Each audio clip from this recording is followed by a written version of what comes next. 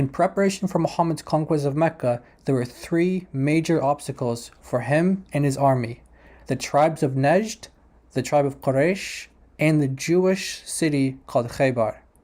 He already had a 10-year peace treaty with the tribe of Quraysh, and next on his list was Khaybar. It was a strategic decision due to the fact that the Jews living in the city had a strong military presence. If he took out Khaybar first, then after defeating them, it would be easier for him and his army to conquer Mecca and soon after the whole of the Arabian Peninsula. Muhammad's army arrived at Khaybar and conquered them. Muslims until this day are very proud of this battle. After the defeat, the conquering army was given a feast by the survivors of the city. One of the wives of the leaders who was killed in the battle was making the food. What she did next will go down in history as one of the biggest documentable proofs from the Quran and the Hadith that Muhammad was a false prophet. But before we get into that, as the story goes, she poisoned the food. One Hadith of this account in Sunan Abu Dawud says, quote, "A Jewess presented him at Khaybar with a roasted sheep, which she had poisoned. The Messenger of Allah ate of it, and the people also ate. So Muhammad sent for the Jewess and said to her, 'What motivated you to do the work you have done?'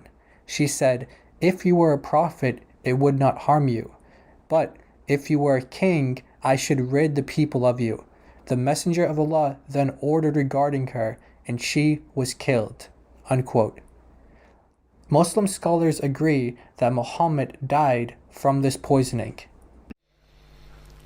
هل مات رسول الله صلى الله عليه وآله وسلم متأثرا بالسم؟ نعم.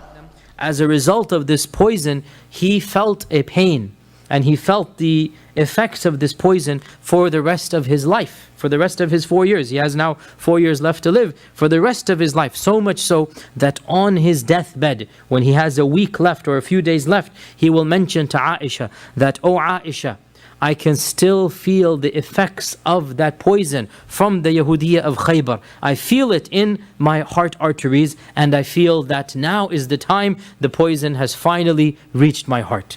Now, his death was written, but the poison was one of the causes that made that death more painful.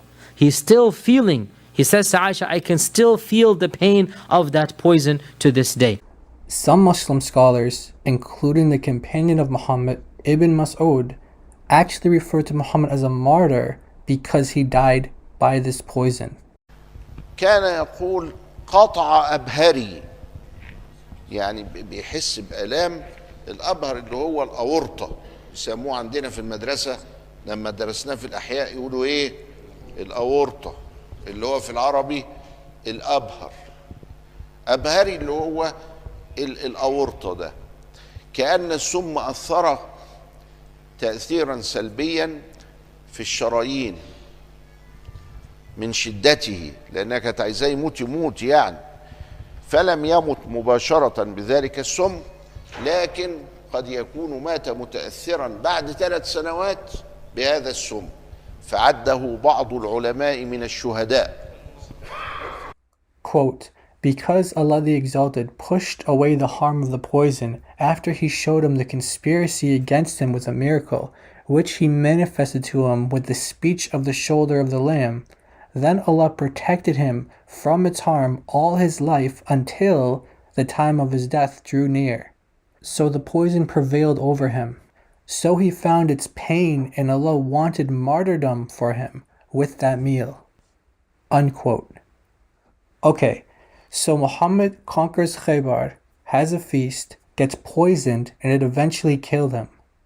The rest of the hadith, cited from Sunan Abu Dawud earlier, goes, quote, "He then said about the pain which he died, I continued to feel the pain from the morsel which I had eaten at Khaybar. This is the time when it has cut off my aorta." To quote another hadith from Sahih al-Bukhari, narrated by Aisha, quote, "The Prophet in his ailment in which he died used to say, 'O Aisha, I still feel the pain caused by the food I ate at Khaybar.' and at this time I feel as if my aorta is being cut from that poison," unquote. The Jewish woman who poisoned him said that if he was a false prophet, that this would kill him. And as we saw, Muhammad himself said that this is what killed him.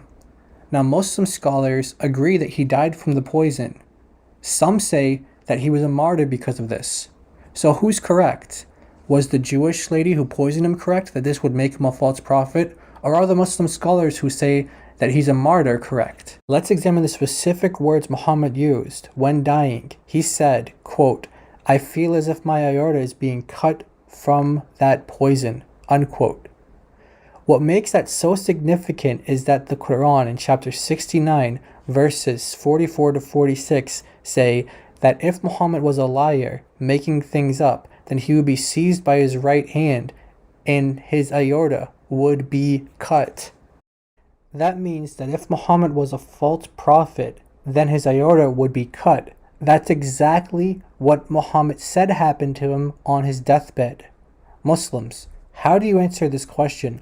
The Jewish woman who poisoned Muhammad said that if he were a false prophet, that he would die from her poisoning. It turns out she's correctly in line with what the Quran says. Muhammad died from her poisoning and said that he felt as if his aorta was being cut. The exact death that the Quran says will happen to him if he is a lying, false prophet. How do you reconcile that? Until next time, Jesus is Lord, and Muhammad died the death a false prophet would die according to his own testimony.